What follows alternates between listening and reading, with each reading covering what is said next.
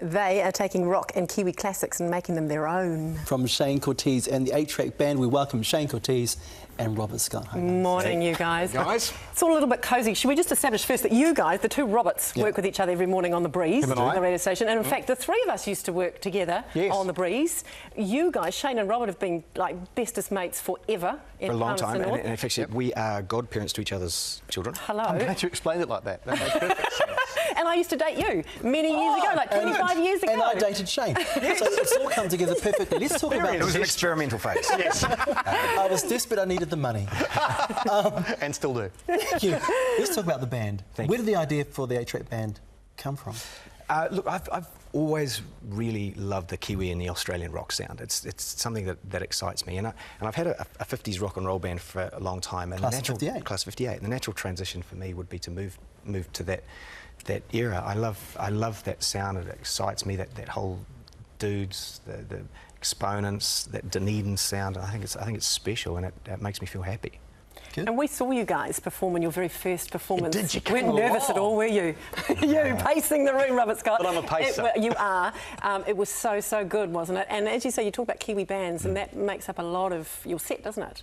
Yeah, and I think what we are trying to do is not just a band that plays 6 songs and then we'll be back after this break. We power on through. We make it a show, as opposed to just a gig, and that, I think, is hopefully going to be the point of difference with what we do. And part of that is you being the kind of the front man too. You've got to, I mean, do you feel that extra little bit of pressure to perform as such? No, you know? this is what I love to do. Yes, and I've been doing this for 20 odd years now, and I love to do it. And I love to surround myself with great musicians. I've done it with my last band. I've done it with this band, and this is in particular, it's very special for me, working with Robert, of course. But it's the very first time I've worked with my cousin on drums, Scott Cortez, and him and Steve Ablanet were the basis of the Push rhythm section. Great rhythm section. Great rhythm section. So a lot of our songs now are pushed into that real rock feel. Yeah. Do you do tripping? I'm working on it. The guys have less hair now. Can we just say that? You might not recognise them first up. And that's why they have less hair, because of the shaking. I want to talk about your history, because you both, in Palmerston North, you met there for the first time doing musical theatre. Were you both quite competitive back in the day, going for the roles of like Joseph and... Because Robert, you got the lead, is that right? Was it after you, Shane? Don't ask about that. Sorry, man. Okay. Robert was a very good Joseph. And Shane was a very good Pharaoh. He was very focused. He was very committed to rehearsals. And was very good. He's still hurting. Can I just add, though, Shane landed the part of Pharaoh. That was the first time he played that role, and then he went to the UK and played it all around Europe. So really, that was a very good move. So that was a win. So that was him to get that role. That's you ended up on the radio, you poor thing. How do you decide what you're going to play when you're, of a gig? I mean, you've had your big first one and stuff. How do you do it? Because you put it out on Facebook and get people to help you along in terms of. Yeah.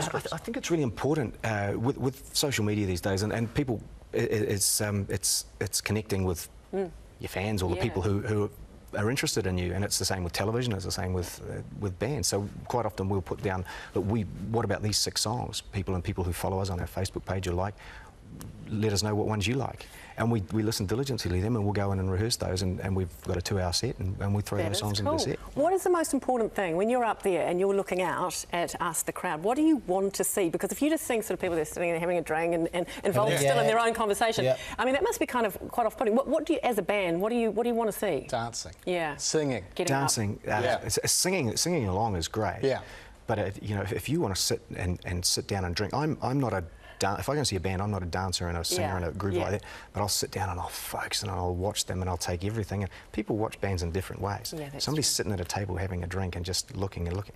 That's exactly the same as getting up and dancing. There is the other side of being in a band as well, because, and I was in a band many years ago, no matter how ugly you are, if you played bass, didn't you? We do more than just this. When you're in a band, you can get a lot of female attention. Now, you guys are both happily married, right? We are happily married. Do you notice that? Do you still get that kind of attention up on stage? Don't look confused at me, man. Oh, I'm just blind to it. I don't see it anymore. Shane, because I'm not wearing my glasses. Are you blind to the female attention that you get as a lead singer? That I get. I thought you meant I'm blind to the female attention that Robert gets. Yeah, absolutely. That one girl. Yeah. Swaying it back. Have you ever fluffed your lines or fluffed your, the music? She's got no idea about music. I don't know why are you here. This is John Farnham. I'm going to stop now. Can we talk about Nothing Trivial? If that's okay, Robert Scott. Yes, far away. I'm interested. We'll talk about something important. No, but this is fantastic because it's coming back again. There was an uproar when it just ended like that. Oh my gosh, is she dead? Is she alive? What's going on? But they're bringing it back. It's just one show, and when I first read the script, I knew that everybody who's going to watch the show, who are fans of the show, is going to enjoy it because it's got that happiness, it's got incredible sadness to it. Oh, don't stop. Yeah. Hey, just quickly, because we do have to go, is that you've got a gig coming up end of this month. Yes, yeah, we're playing at Galatos on the 30th of August. It's a real nice kind of rock venue, and we're really excited about that. The tickets on Event Finder, and come along and listen to the guys because it's just music that we've all grown up in. We can absolutely attest to that, eh? Yeah, absolutely, and man. it's so cool. And all the best with Nothing Trivial. Please say hi to Beast String us because we're both big fans. He's a good guy. Thank you, Nice, Rob. Real nice, classy. And of course, yes, Shane stars in Nothing Trivial, the telly feature this Sunday. And for more information about the band, you can head to our website for links. I happen to know that Blair Strang is watching this morning. Kia ora, brother. On Monday's show, we're cooking with Winston Peters. Well, I am. Anyway, yes. Oh, yeah, you are. Former Shorty Street star Donna Reeves is on the couch. And the men's panel will give us their take on whether modern women are just too manly. Like maybe Jeanette. just a little bit.